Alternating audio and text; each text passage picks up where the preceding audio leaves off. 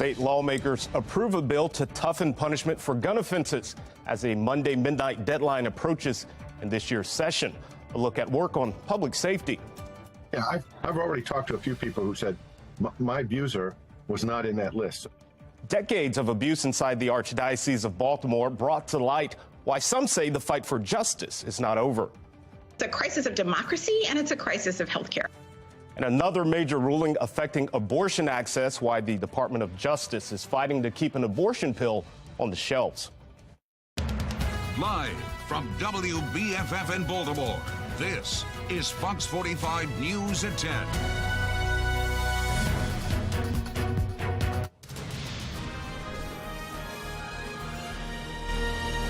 After months of political battle, lawmakers in Annapolis have passed a bill by Baltimore City State's attorney to fight crime. The gun possession bill passed today with a vote of 98-40.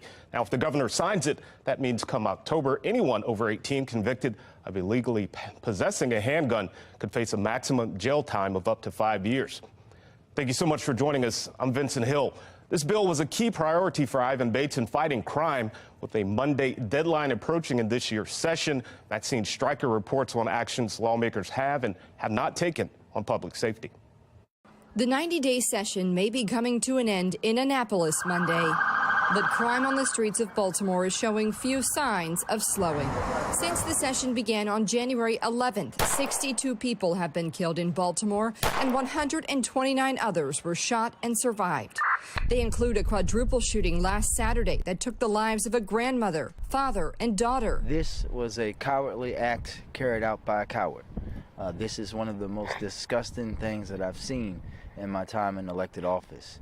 We pray for the family. And a 9-year-old girl shot and survived a triple shooting just this week. What the kid had to do with it. That's what makes this stuff crazy. Yet in Annapolis, bills cracking down on crime have stalled. The Violent Firearms Offender Act, which supporters say would help crack down on repeat violent offenders, will fail to make it through yet again. One GOP senator says it's like Groundhog Day with some of the bills. The joke is, they're on the side of milk cartons trying to find them because we can't find these bills. They're stuck in committee. The future of Baltimore's top prosecutor's legislative priority remains more clear now. Bates' bill, which seeks to implement tougher penalties for certain gun offenses, passing just today, now on its way to the governor's desk. Political analyst John Dede says it's a big win for Bates. But the other bills that could curb the bloodshed in Baltimore City, he says, will have to wait another year. Most of the other stuff, they didn't like it with Hogan. They're not going to like it now. It would take some dramatic changes of increases in crime and violence to probably get them to move in that direction to deal with the stuff. In Baltimore, Maxine Stryker, Fox 45 News. And Ivan Bates reacting to the passage of his bill, writing on Twitter, today's bill passage sends a clear and concise message that members of the Maryland General Assembly are as concerned as I am about the surge in gun violence happening across our state. He adds this is an essential first step in the overall fight our prosecutors can use as they work to prosecute violent offenders. Lawmakers also passed a bill that greatly limits where people who have concealed carry permits could bring their guns. So the bill bans people from taking firearms within 100 feet of any public place. That includes places like hospitals, churches, restaurants, and movie theaters, and more are listed in that legislation. While some say that bill will help reduce the growing amount of gun violence we're seeing in the city, others argue going after legal gun owners isn't going to stop criminals. So outside of the home, what would be a space that someone could legally carry a gun for self-defense? So the bill does not define where you can. It simply says and clarifies where you cannot. It's unconstitutional and will never hold up in court. Let's start by making stealing a gun a felony. Let's enforce the laws we have on repeat gun offenders. Felons who carry guns go back to jail. Attacking law-abiding gun owners is absolutely the wrong direction to go. So it's not an either or. We can both strengthen current gun laws in response to Bruin, as well as address those illegal weapons. The Gun Safety Act fires back at a Supreme Court decision that found New York's gun law requiring applicants give a reason for carrying unconstitutional. The decision meant Maryland's good and substantial reason requirement also fell. So this brings us to our question of the day. Do you believe lawmakers have done enough to address public safety this session? We just opened the polls. You can vote right now at foxbaltimore.com/vote.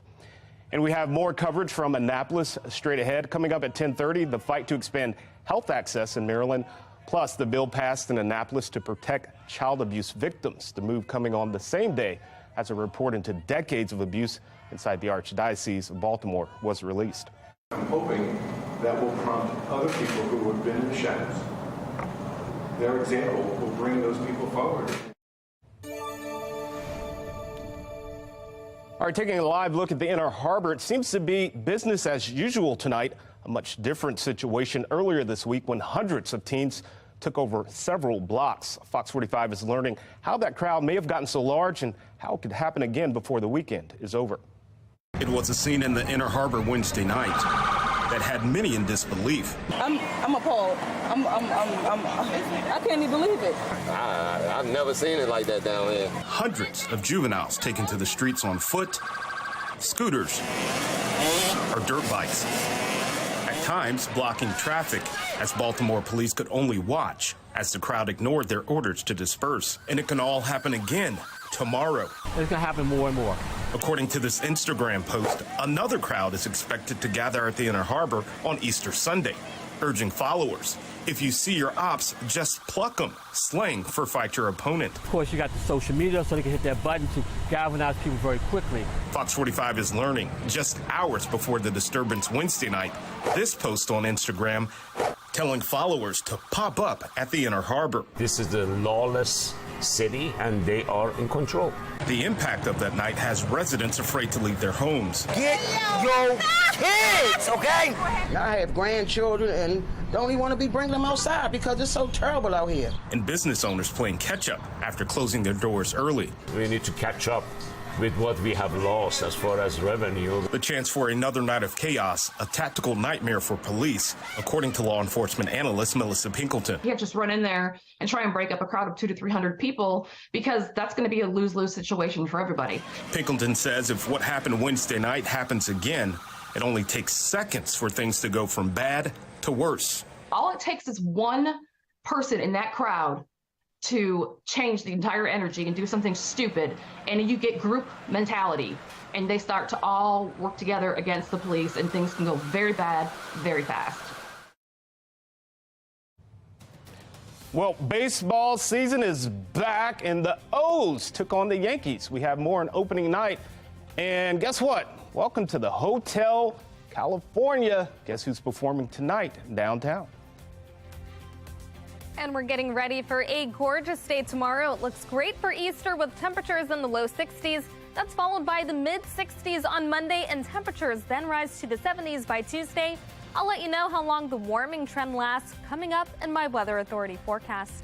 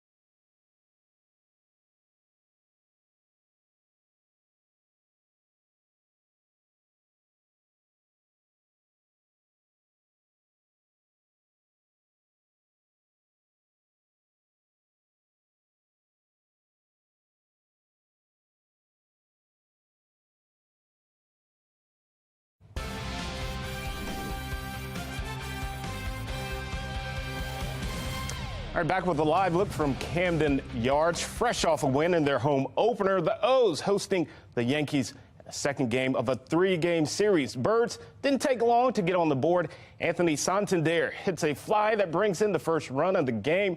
O's 1-0. Yankees tied it up in the fourth, then took the lead in the fifth. Santin with a solo homer to the left. Yankees take a lead 4-1. That's how this one would finish. That rubber match between the two teams is scheduled for Sunday at 1:35. So let's take a look at some of the pictures from the game. Look at that orange pride right there on that happy couple. That's from Mike. He sent that in. And we got another one coming up here. This one from Keith. He says the game was part of a birthday celebration. Eagles! Yes, Eagles! What song do you guys want to hear tonight? Take it easy. Take it easy. Already gone. Wearing a tour t-shirt.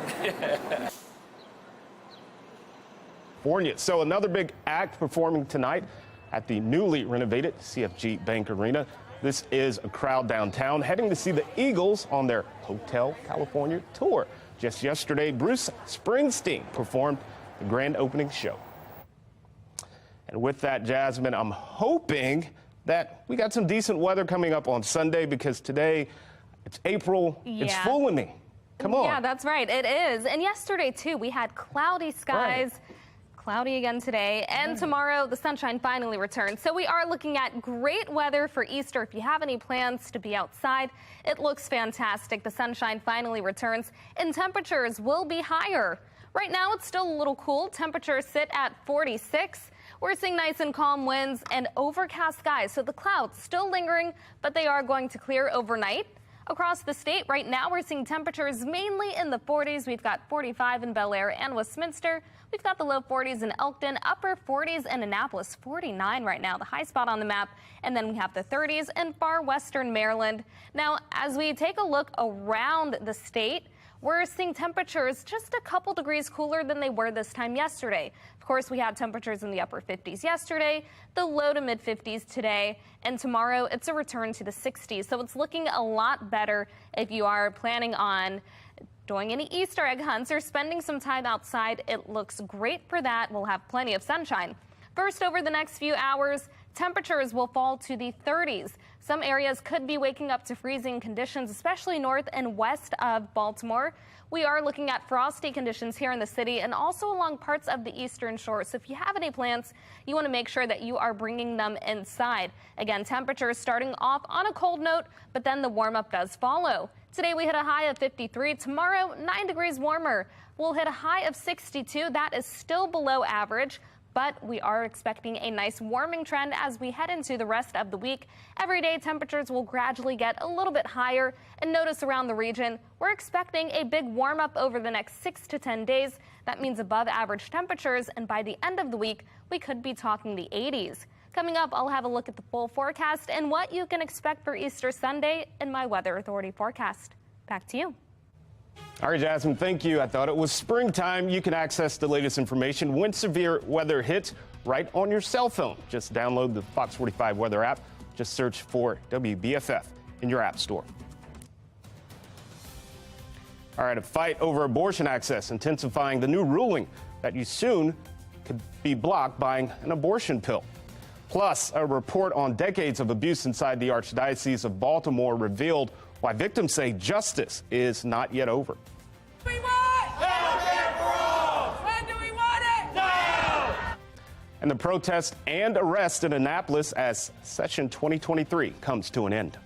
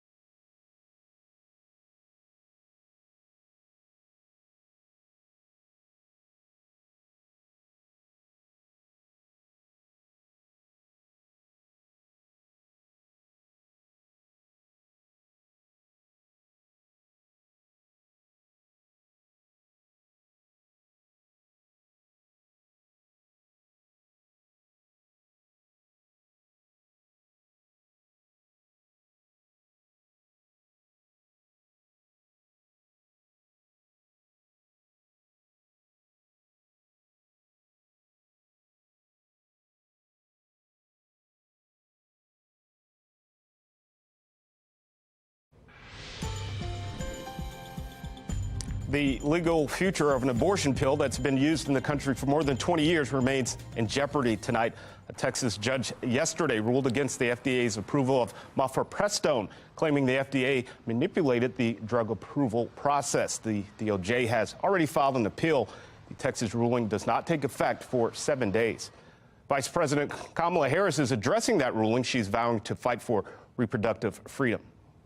There is no question that the president and I are going to stand with the women of America and do everything we can to ensure that women have the ability to make decisions about their health care, their reproductive health care, in a manner that is what they need, and they decide that, not their government. In a separate ruling on yesterday, a federal judge in Washington state ordered the FDA to keep abortion pills available for sale in at least 12 states. The vice president, meanwhile, in Nashville, also spoke about the Tennessee legislature. In a rare move this week, the GOP-controlled body voted to expel 2 black lawmakers. The lawmakers, along with the third, joined gun control protesters with bullhorns on the floor. The third lawmaker survived that vote. The vice president met with the ousted lawmakers and said their removal is an attack on democracy. It wasn't about the 3 of these leaders. It was about who they were representing. It's about whose voices they were channeling. Understand that. And is that not what a democracy allows?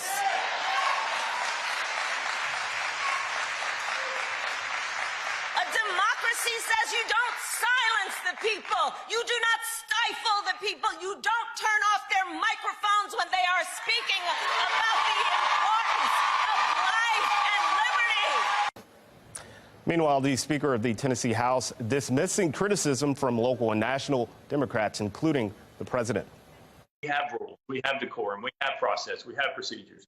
Imagine if that happened on the congressional floor during his State of the Union address. Under Tennessee law, Jones and Pearson are both eligible to run in a special election that will be held to pick their replacements. The Frederick County Sheriff indicted by a federal grand jury. He's accused of being connected to a plan to illegally buy machine guns. Brad Bell with our Sinclair sister station in D.C. has more. The news of this federal indictment coming as a bombshell in Maryland today. Sheriff Chuck Jenkins, one of the longest serving sheriffs, an outspoken advocate for the Second Amendment, someone who has portrayed himself as a law and order sheriff, now charged with federal crimes. This afternoon, his spokesperson appearing at a press conference reading a statement from the sheriff. I have been in constant communication with the DOJ and the ATF for over a year and have been 100% cooperative throughout the course of this investigation. At the advice of my attorney and out of respect for the justice process, I am not providing any comment at this time.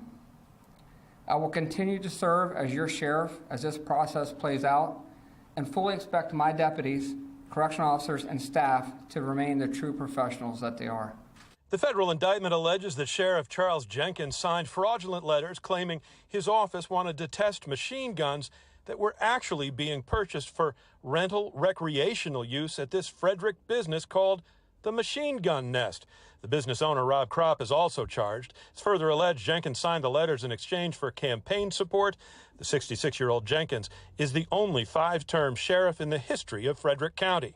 Now, that business, the Machine Gun Nest, does have a federal license to purchase and own machine guns, but only if they are to be demonstrated to law enforcement agencies. The allegation here was that that was never going to be the case. We asked the spokesperson why the sheriff is not stepping aside when he routinely suspends deputies charged with crimes, and the spokesperson said each case is taken on a case-by-case basis. In Frederick, Brad Bell, FOX45 News.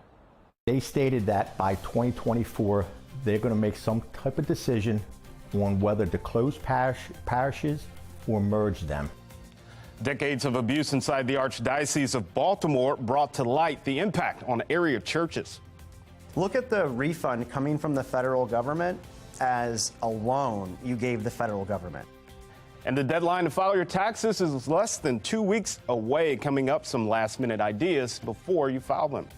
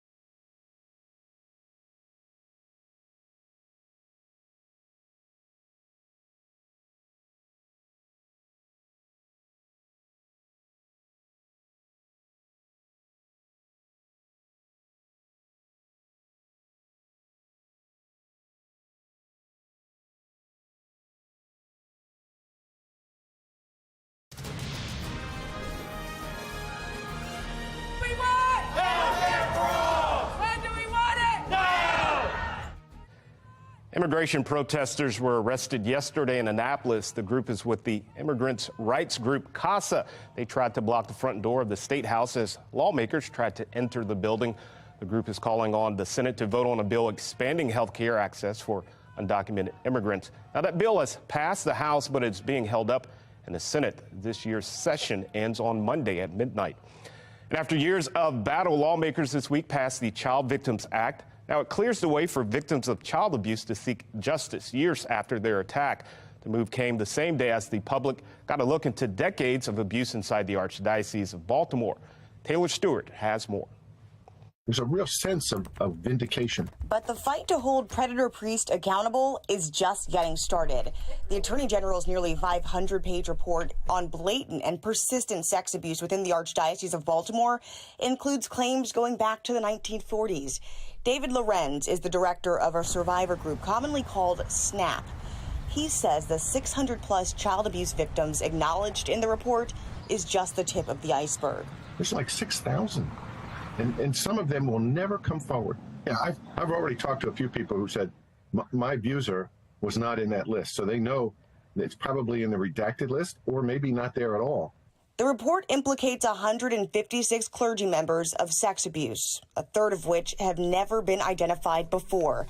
But the names of 10 priests are redacted from the report, accused abusers who died never admitting to the crime. Lorenz says the Archdiocese of Baltimore has a moral responsibility to release those names.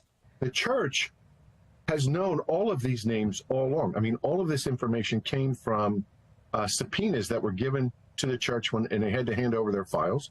So the church all knows all this. In talking with survivors, Lorenz says there are at least 30 more clergymen, in addition to those 10 redacted names, that victims want to see held accountable for direct abuse or facilitating the abuse of children. He's adamant the church knows who they are. They have these names. They should be publishing their names. Not just the names, the entire assignment and work history of every one of these priests, last known location of the priest. And now, a new bill called the Child Victims Act of 2023 is on the governor's desk. If signed, it would allow survivors to pursue their abusers in civil court. Taylor Stewart, Fox 45 News. Meanwhile, leaders of the Catholic Church began warning members weeks ago about the possibility of church closings, a possibility that appears to be gaining ground now in Fells Point. Parishioners at Baltimore's Holy Rosary Catholic Church met with members of the Archdiocese last week. They were told to plan for possible church closings. Now, some people told us after that meeting they hope their community will be spared. I'm just hoping that my community, my neighborhood, will spare of anything drastically happen. I'm deeply religious and I'm going to have to make a decision. And I will continue my Catholic faith. I will. According to parishioners, church leaders are expected to know the fate of the 150 churches in the Baltimore area by the 1st of next year. And if you'd like to read the AG's report yourself, you can do so at foxbaltimore.com. Taking a look now at the Fox 45 quad box, the U.S. Navy has deployed a submarine capable of carrying 154 Tomahawk missiles into the Middle East. It comes amid heightened tensions between the U.S. and Iran. Last month, the U.S. launched airstrikes against Iranian-backed forces in Syria after a rocket attack killed a U.S. contractor and injured 7 others. China today kicked off a series of military drills around Taiwan. Now, the Taiwanese government says they've detected at least 8 warships in the region. It comes just days after Taiwan's president met with House Speaker Kevin McCarthy in California. The Defense Department is investigating an apparent leak of classified military documents. It's been circulating on social media, and it pertains to Ukraine's spring military offensive against Russia. The Pentagon is not verifying the document's authenticity. And Ukraine is expected to resume exporting electricity to parts of Europe. The country was forced to stop exports last October after the Russian army launched missile and drone strikes on the country's power grid. And be the first to know about breaking news by signing up for News on the Go. Go to foxbaltimore.com and click on Mobile Alerts. Sign up under the Station tab.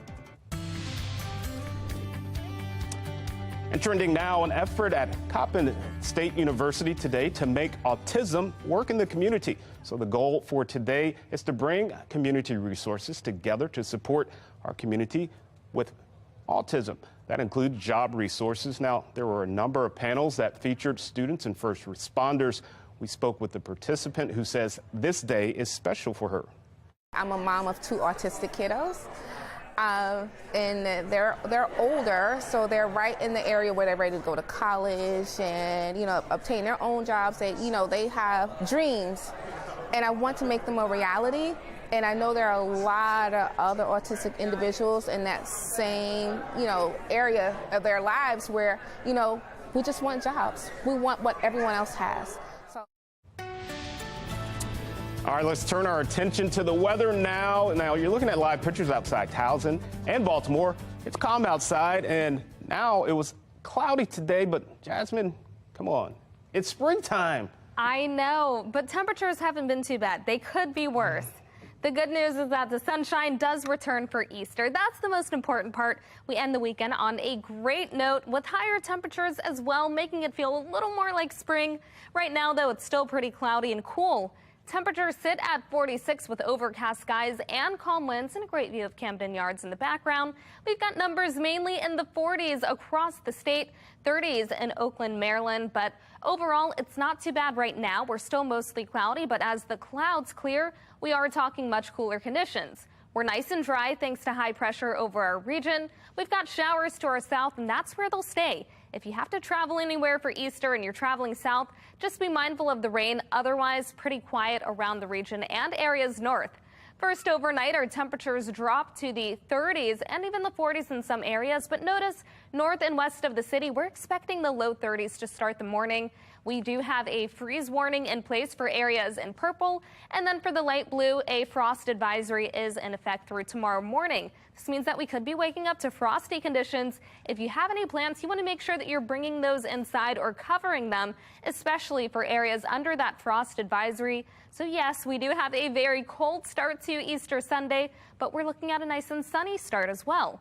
Notice the clouds clear and we'll wake up to plenty of sunshine. As we head into the afternoon, we keep those nice and sunny skies. Our temperatures reach the upper 50s and the low 60s, putting us closer to average. It looks like a great day for any Easter egg hunts or other activities that you have planned for the day.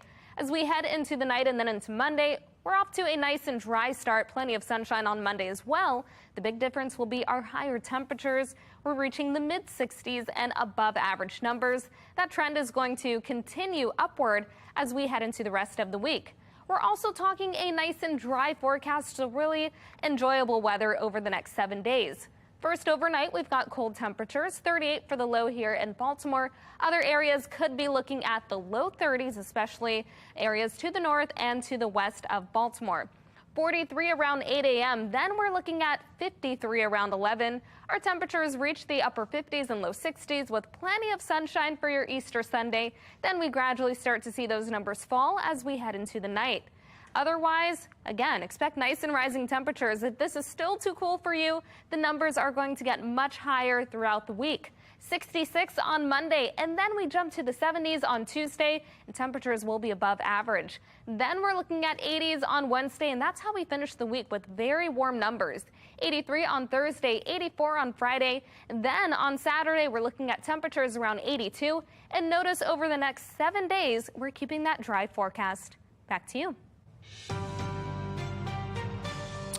A growing battle within our nation's libraries. An Idaho bill would allow parents to sue public schools and libraries over material deemed harmful that their child accessed.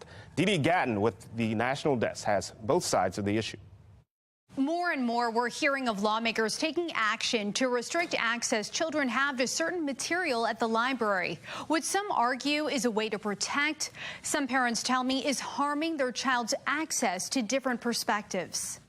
I ran for office to protect kids, and that's exactly what I'm doing with this bill. Under an Idaho bill, a parent could sue a library for $2,500 in damages if a minor gets material with sexual content that's determined to be harmful to children when applying contemporary community standards. It's sex between male and female, sex between two males, sex between two women.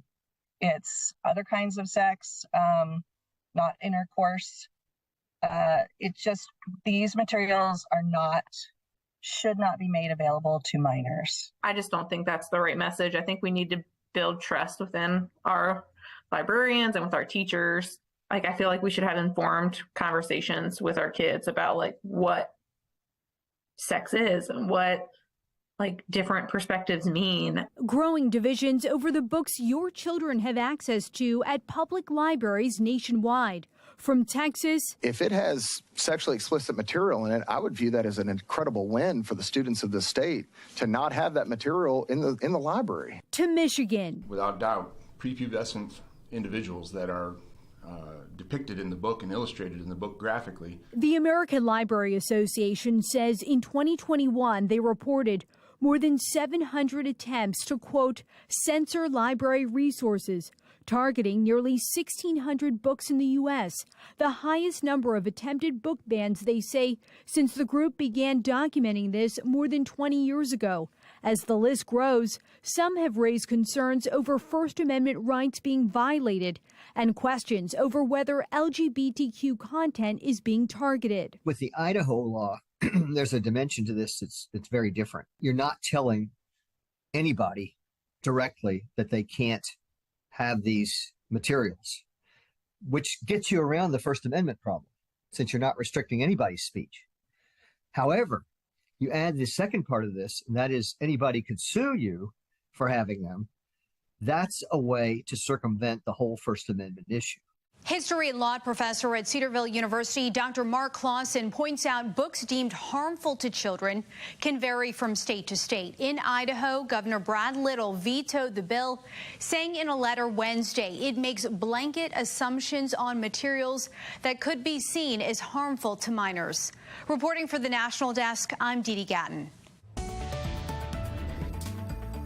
Well, the deadline to file your taxes is now just 10 days away, and if you're looking forward to getting some money back from the feds to help make those ends meet, there are several steps you can take to expedite that return. Steve McCarran with our Sinclair sister station in Seattle has more.